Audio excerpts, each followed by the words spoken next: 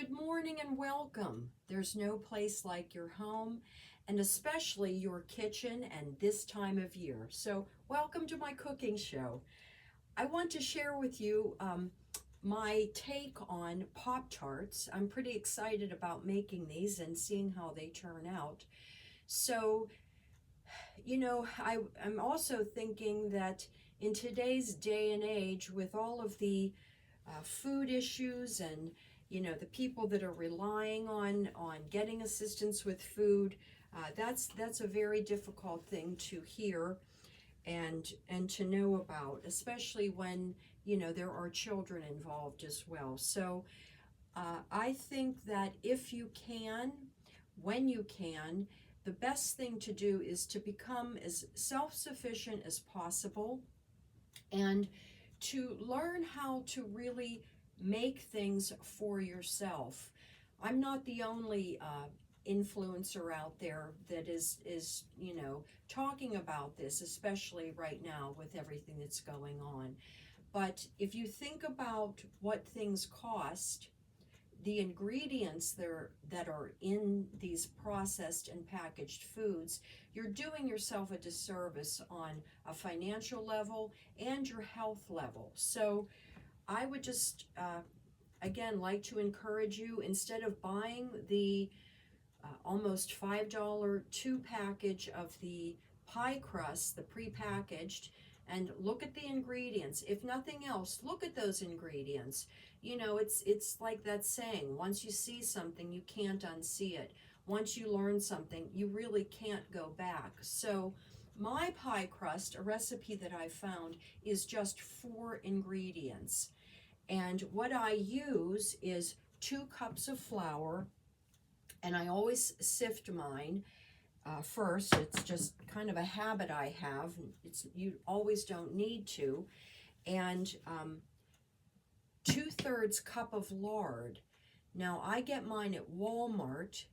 The brand is Morel, and if you go into the baking and cooking and spices and all of that, aisle, you will find the Morel lard there by the spray oils and the cooking oils, and it's a little over $2, under $2.50, and you get a pound of it. So to make 2 pie crusts, you're using 2/3 of a cup of the Morel lard, 2 cups of flour, a teaspoon of salt, and then 5 to 7 tablespoons of cold water.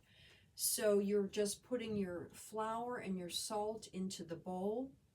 And now the lard is messy. I like to wear gloves when I wear it. It's you've got lard on your hands, pure fat. So you put that in the bowl, and then just kind of give it a little mix. And it's a little hard like the first times you try it, but you'll get it pretty quickly after that.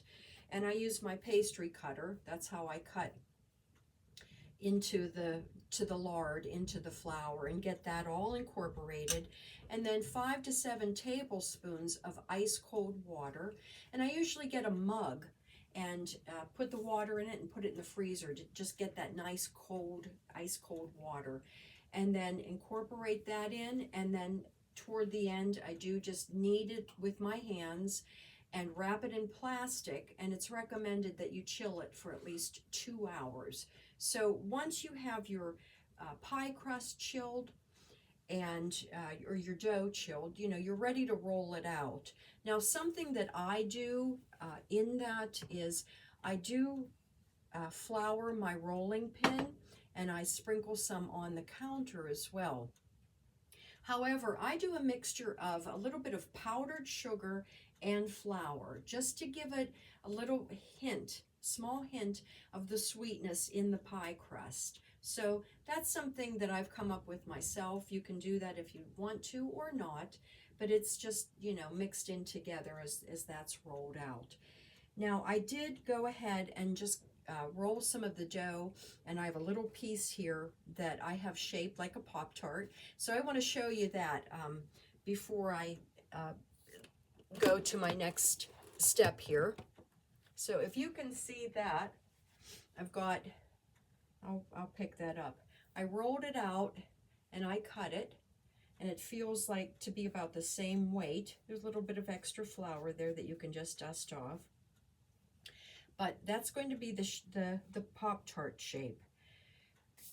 And then if you follow me on Facebook, well, you'll see that I did show you how to make the crust and then also how to make the jam. And I got a 16-ounce container of fresh blueberries.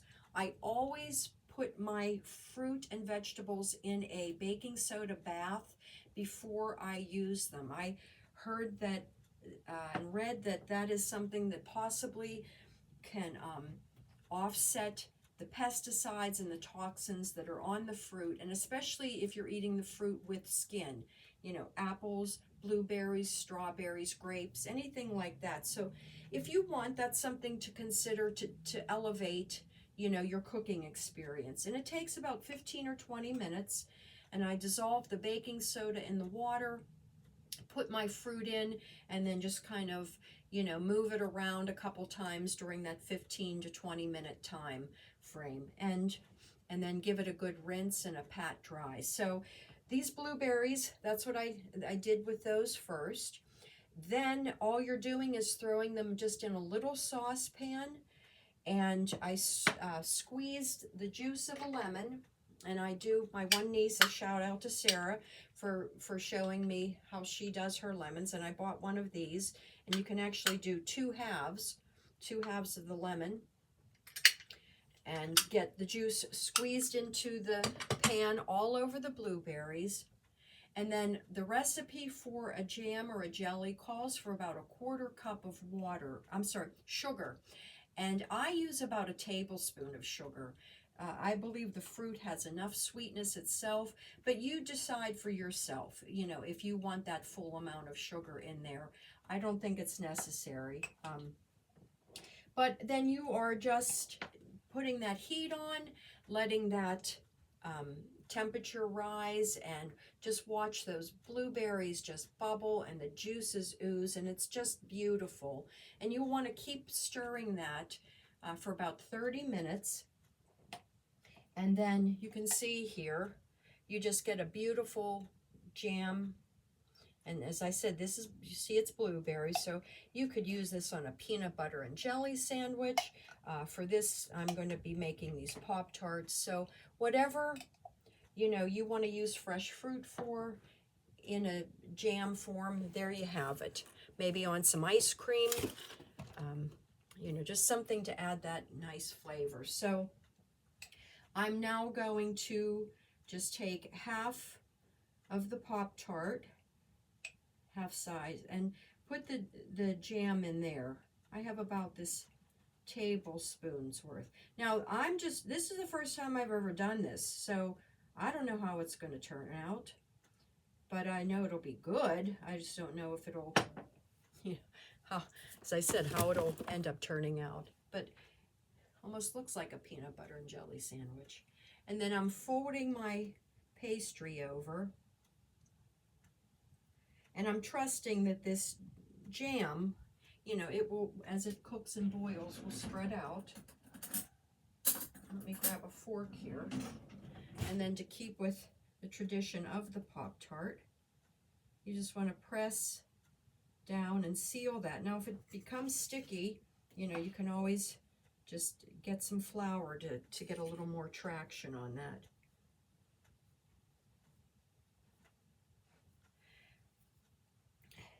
And what led me to I've wanted to try this for a while, was going to the store the other night, and I just went over and I looked at the Pop-tarts, and I looked at the ingredients, and quite frankly, it was, you know, I've given my kids Pop-tarts in the past. I'm not going to say I hadn't, but, you know, I think there's a far better way to do things. So here's our first Pop-tart. And then I made an egg bath, which is just one egg, and I used a little bit of half and half. It's a nice creamy mixture. And then I have a brush, a paintbrush that I use just for my cooking.